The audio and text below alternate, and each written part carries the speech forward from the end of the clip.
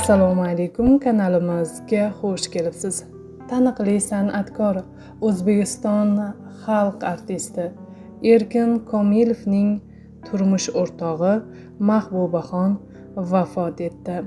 Bu haqda Telegram kanallari aytib o'tishmoqda. Erkin Komilov 3 marotaba uylangan. Uning 2 ayoli vafot etgan va 2 ayolidan 5 nafar qizi bo'lgan. 5 nafar qizini o'zi uzatgan. Hayot qiyinchiliklaridan so'ng Erkin Komilov yana bir bor uylanish kerak ekanligini tushungan va Mahbubaxon ismli ayol bilan oila qurgan.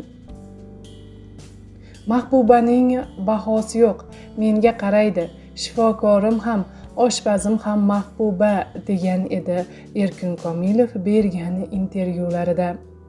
Erkin Komilov 61 yoshida yana bir bor otalik baxtiga musharraf bo'lgan edi. U Supraqoqda o'g'liga Olovuddin deya ism qo'ygan. Kanalimiz nomidan Erkin Komilov va uning oila a'zolariga chuqur hamdardlik bildiramiz. Marhuma Mahbubaxon hoji onaning joylari jannatda bo'lib, oxiratlari obod bo'lsin.